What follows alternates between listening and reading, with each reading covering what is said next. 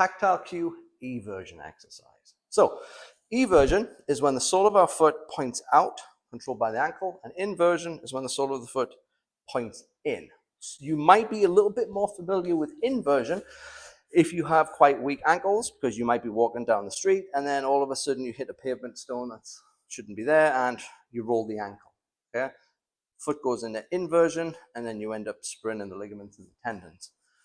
What we want from this exercise is to connect our brain to the muscles, the ankle and the foot and the lower leg that control eversion. So that when you do walk down the street and your foot rolls, those little sensory receptors fire to your brain, and then you can rectify the foot by pushing it into eversion. That bulletproofs your ankles, and it means you can get out of the subluxation dislocation cycle that people often find themselves in.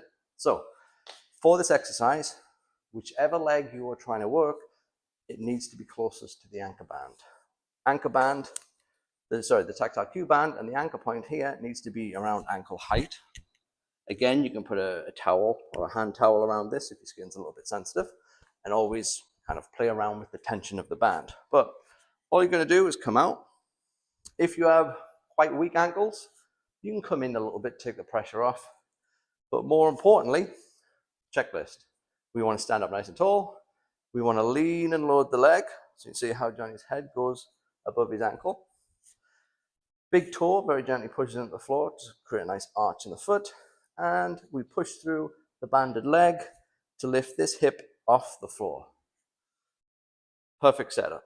Cool. So what's going on now is this tactile cue band is pulling Johnny's foot into inversion, stimulating those little sensory receptors. They're telling his brain, and his brain's like, okay, I understand exactly where this ankle is now. Also, I'm being pulled into a position that's quite dangerous, and I don't want to be in this position. Therefore, I will let you recruit more muscle fibers to go back into the right position. This is good. When you do this, you will probably shake a lot. That is a good sign. That is your brain connected to the tissue. How to do the actual exercise?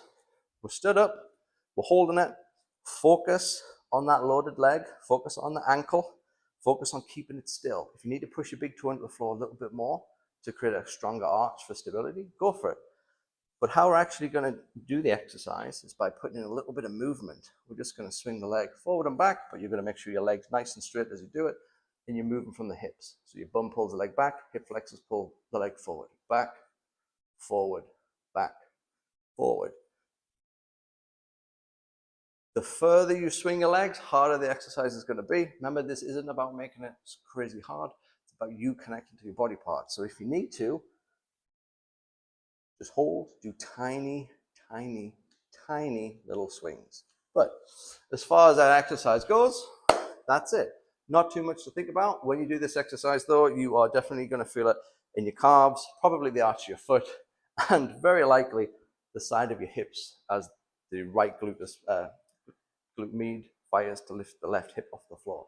But as exercises go, pretty effective, but just go easy with it, guys. Don't use massive amounts of tension on your tactile cue band. Play around with the tension, build it up slowly.